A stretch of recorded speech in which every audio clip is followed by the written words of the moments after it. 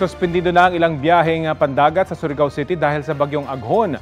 Kumustahin natin ang sitwasyon doon sa ulat on the spot ni Argel Relator ng GMA Regional TV1 Mindanao. Argel?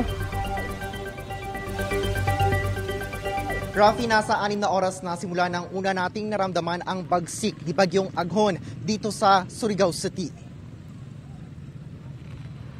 Mula sa mahinang ulan, biglang bumuhos ang ulan bandang alas 4:45 ng madaling araw. Sinabayan na yan ng malakas na hangin. May mga natumbang estruktura sa boulevard. Saglit na nawala ng ilaw ang mga poste ng kuryente. Umalon din sa baybayin.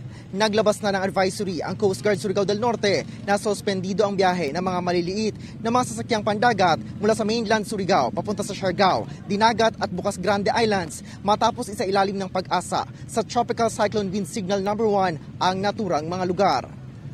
Rafi, sa ngayon ay bahagyang humina ang ulan, ngunit sa ngayon din ay patuloy pa rin na makulimlim ang kalangitan dito sa Surigao City. Rafi. Argel, may naitala na bang danyo sa pagbuhos ng ulan kanina madaling araw?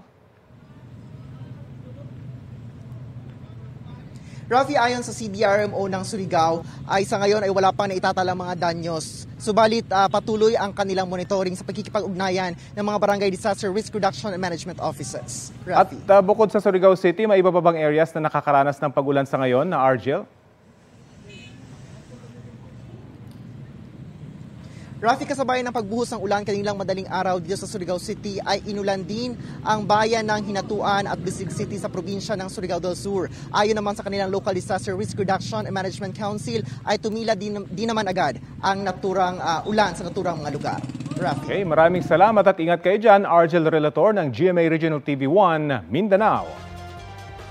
Kapuso, alamin ang maiinit na balita. Bisitahin at mag-subscribe sa GMA Integrated News sa YouTube. Sa mga kapuso abroad, samahan nyo kami sa GMA Pinoy TV at sa www.gmanews.tv.